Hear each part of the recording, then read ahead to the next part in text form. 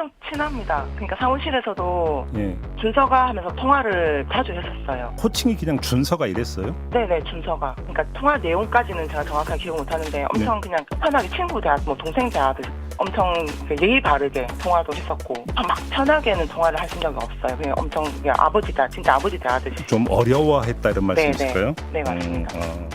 뜬금없이 새벽 00시에 이준석이 윤석열이가 김영선을 경선하라고 한다라는 메시지를 보내서 이런 전화 이런 것들이 다 촉발된 일이에요. 그건 네. 카카오톡을 제 눈으로 똑똑히 봤기 때문에 말씀을 드립니다. 제시가 됐으니까 말씀을 드립니다. 네.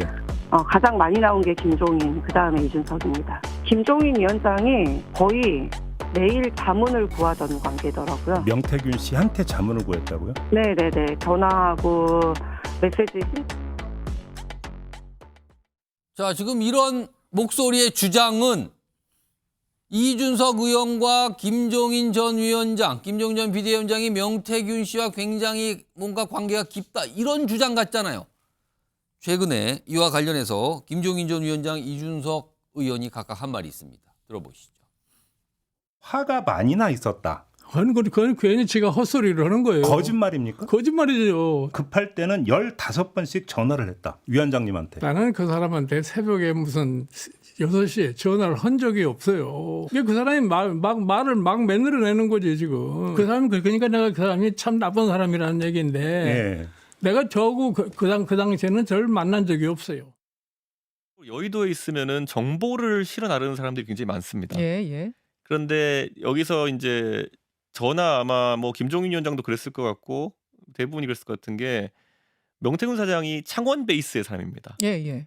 그 말인즉슨 제가 그래서 처음에 뭐라고 했냐면 메신저 역할을 굉장히 잘했다라고 그랬어요.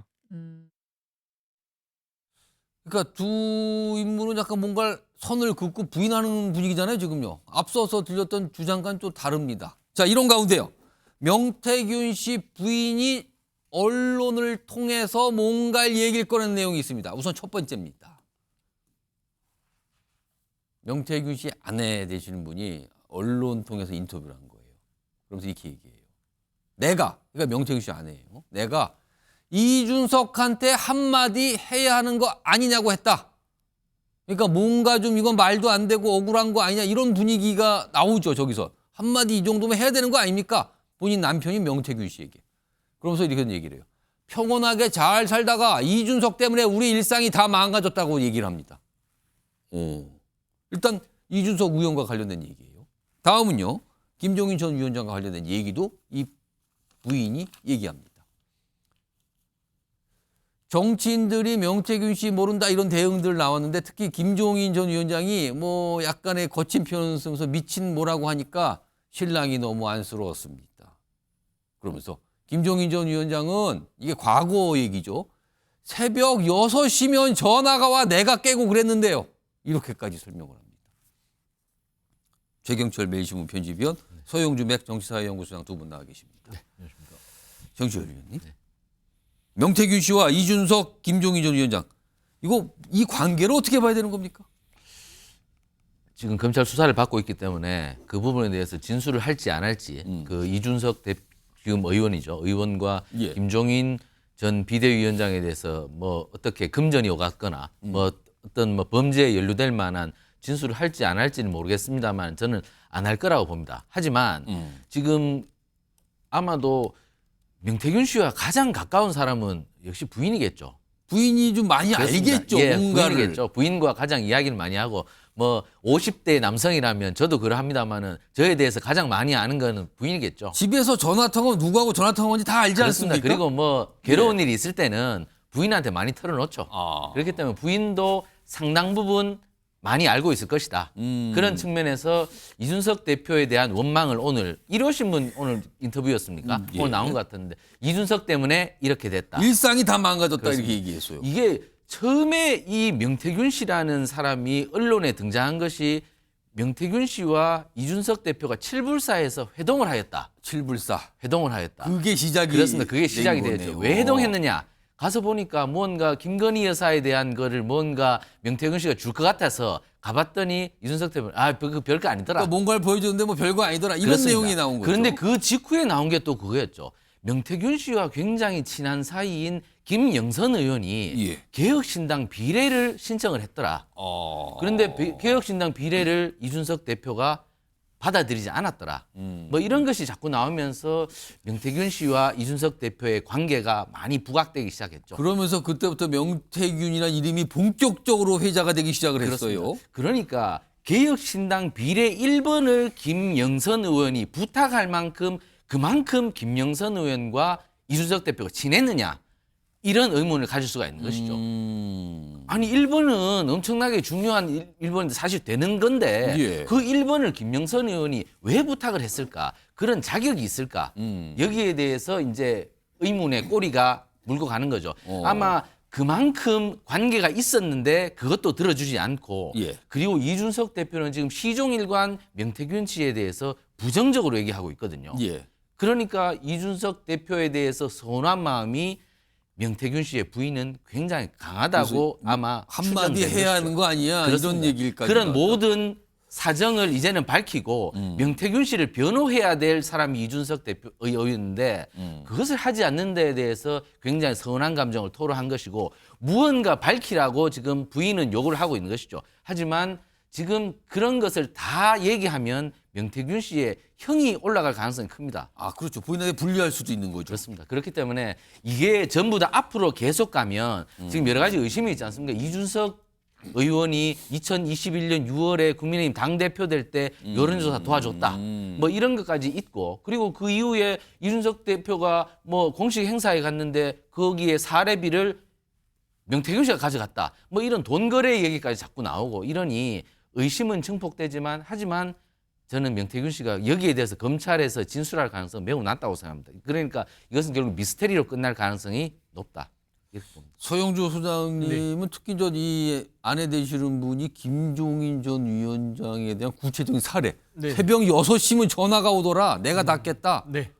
그러면서 약간 본인 남편에 대해서 뭐라고 한 거에 대한 섭섭함. 네. 뭐 이런 걸 얘기하는데 여기는 명태균 씨와 김종인 전 위원장은 또 무슨 관계일까요? 그러니까 이제 종합해 보면 이 김종인 전 비대위원장과 명태균 씨, 예. 김종인 비대위원장 외에 이준석 의원 당시 대표와 명태균 씨, 이 관계에 대해서 먼저 살펴보면 검찰 조사에서 그 관계는 드러나겠죠. 하지만 여기서는 미로 짐작컨대 예. 명태균 씨의 부인의 어떤 발언과 메시지의 톤 앤 매너를 보면 예. 거짓을 이야기할 이유는 없다. 아. 지금 현재 이 부인의 호소는 그런 거 아니겠습니까? 예. 본인의 남편인 명태균 씨가 이준석 당시 대표와 지금 의원이겠죠. 그다음에 김종인 전 비대위원장에게 정치적으로 양껏 이용을 당했는데 어려움에 처하자 어떻게 이럴 수가 있느냐. 서운하다. 예. 이 표현입니다. 그러니까 이제 전체적으로 흐름은 그거예요. 그러면 지금. 그거예요. 그건 예. 뭐냐면 그러면 없는 관계를 가지고 서운할 이유가 뭐가 있겠습니까? 서운하다는 건 기대가 높다는 것이고 기대가 많다는 건 그동안 관계가 깊었다는 거를 우리가 짐작할 수 있잖아요. 예.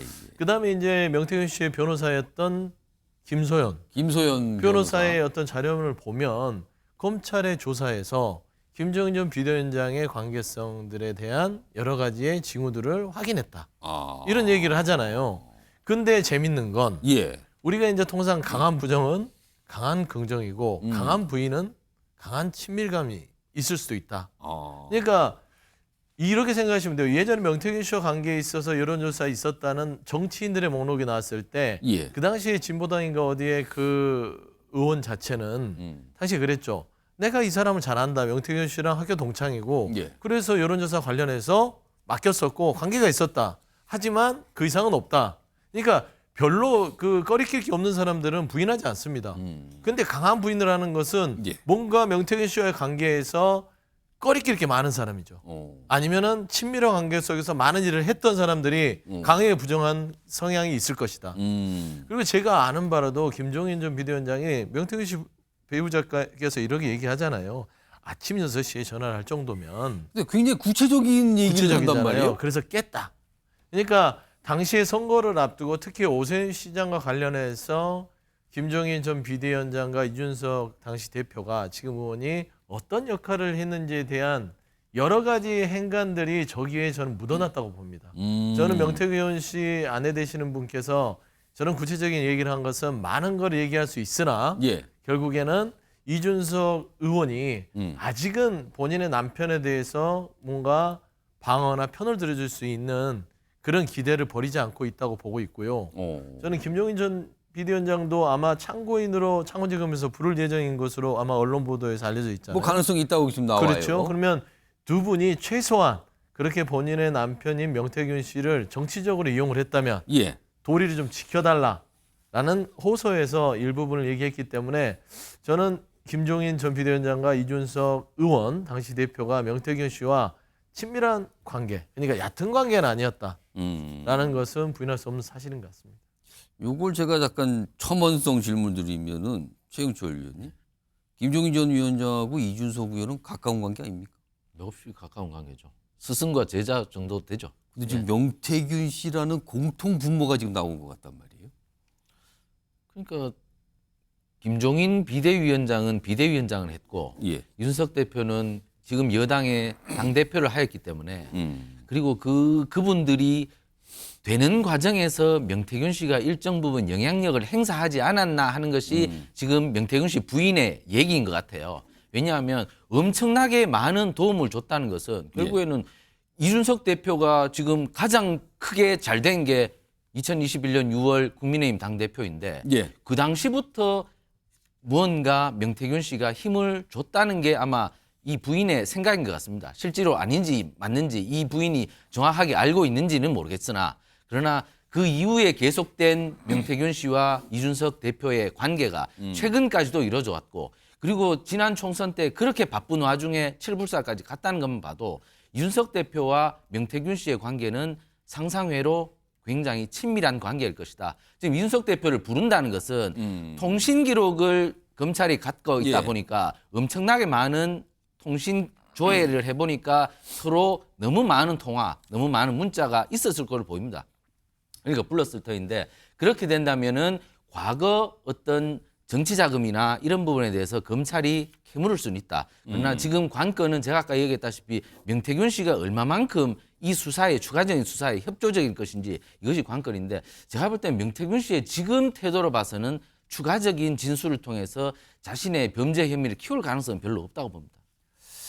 자, 이런 상황입니다. 지금 명태균 씨 뭐 그리고 민주당에서 계속 이제 명태균 씨 관련된 녹취록 뭐 공개도 하고 있어요. 지금요. 뭐 오늘도 공개 내용이 있는데 일단 뭐 들어보겠습니다. 그런 내용. 매일 거의 뭐 하루 이틀에 하나 정도씩 뭐 공개하고 있어요. 오늘도 하나 나온 게 있는데 들어보시죠.